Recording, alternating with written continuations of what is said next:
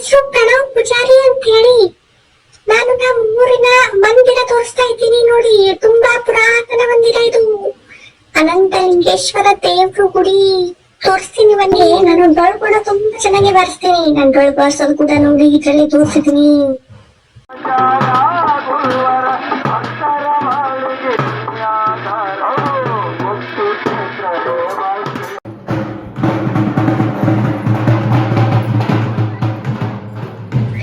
ಇದು ನಮ್ಮ ಊರಿನ ಅನಂತಲಿಂಗೇಶ್ವರ ದೇವರ ಗುಡಿ. ತುಂಬಾ ಪುರಾತನವಾದದ್ದು.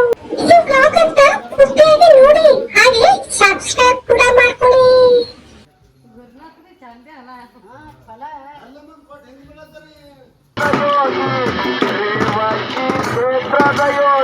ಅಮರ ಜಗದಲ್ಲಿ ರೇಣುಕನಾಗಿ ಮುಕ್ತಿ ಕ್ಷೇತ್ರ ರೇವ.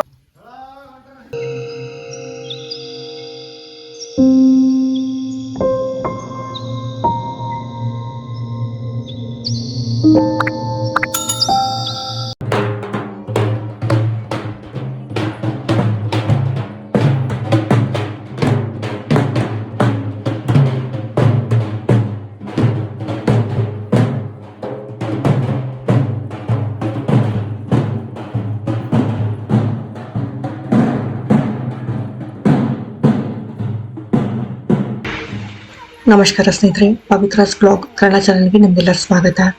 ಸ್ನೇಹಿತರೆ, ಈ ಮಂದಿರ ನೋಡಿ, ಇದು ಪುರಾತನವಾದೊಂದು ಮಂದಿರ. ಈ ಮಂದಿರ ಕಟ್ಟಿರೋದು ರಾಷ್ಟ್ರಕೂಟರ ಸಮಯದಲ್ಲೇ. ನಾನು ಯಾಕೆ ಹೇಳ್ತಾ ಇದ್ದೀನಿ ಈ ತರ ಅಂತಂದ್ರೆ, ಇದು ಮಂದಿರ ಕಲಬುರ್ಗಿಗೆ ಸಮೀಪ ಇದೆ. ಕಲಬುರ್ಗಿ ಮತ್ತು ಈ ಸುತ್ತಮುತ್ತಲಿನ ಪ್ರದೇಶದಲ್ಲಿ ರಾಷ್ಟ್ರಕೂಟರ ಆಳ್ವಿಕೆ ಇತ್ತು. ಕಲಬುರ್ಗಿ ಹತ್ರ ಮಳಖೇಡ ಅಂತ ಇದೆಯಲ್ಲ, ಅಲ್ಲಿ ರಾಷ್ಟ್ರಕೂಟರ ರಾಜಧಾನಿಯಾಗಿತ್ತು ಅದು.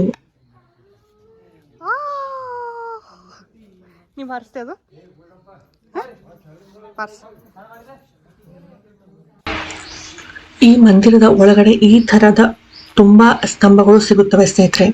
ಕೆಲವೊಂದು ಸ್ತಂಭಗಳು ಮುರಿದಿವೆ, ಇಲ್ಲಿ ನೋಡಿ. ಇದ್ರ ಮೇಲೆ ಸಂಶೋಧನೆ ಮಾಡಿದ್ರೆ ಗೊತ್ತಾಗುತ್ತೆ. ಮತ್ತು ಈ ಮಂದಿರಕ್ಕೆ ಜೀರ್ಣೋದ್ಧಾರ ಮಾಡುವ ಅವಶ್ಯಕತೆ ಇದೆ. ಹೌದು, ಏಕೆಂದ್ರೆ ಇದು ಒಂದು ಧರೋಹರ.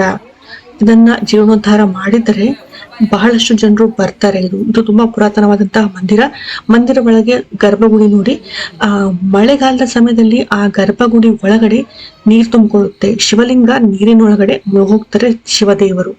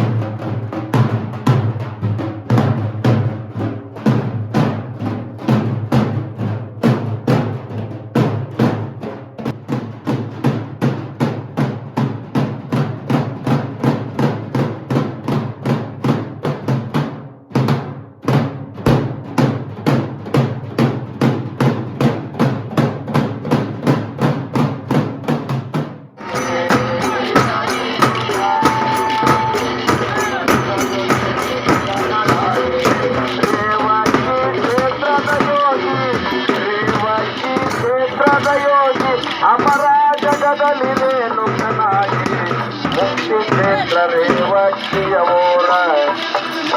ಈ ಮಂದಿರ ಇರುವ ಊರಿನ ಹೆಸರು ಗೊಬ್ಬರವಾಡಿ ಅಂತ ಹೇಳಿ. ಈ ಊರು ಬೀದರ್ ತಾಲೂಕಿನ ಹುಮ್ನಾಬಾದ್ ಹತ್ತಿರ ಒಂದು 20 ಕಿಲೋಮೀಟರ್ ಅಷ್ಟು ಆಗುತ್ತೆ ಈ ಊರು. ಸ್ನೇಹಿತರೆ, ಈ ಬ್ಲಾಗ್ ಇಷ್ಟ ಆಯ್ತು ಅಂದ್ರೆ ಖಂಡಿತ ಶೇರ್ ಮಾಡಿ, ಸಬ್ಸ್ಕ್ರೈಬ್ ಮಾಡಿ. ಧನ್ಯವಾದ.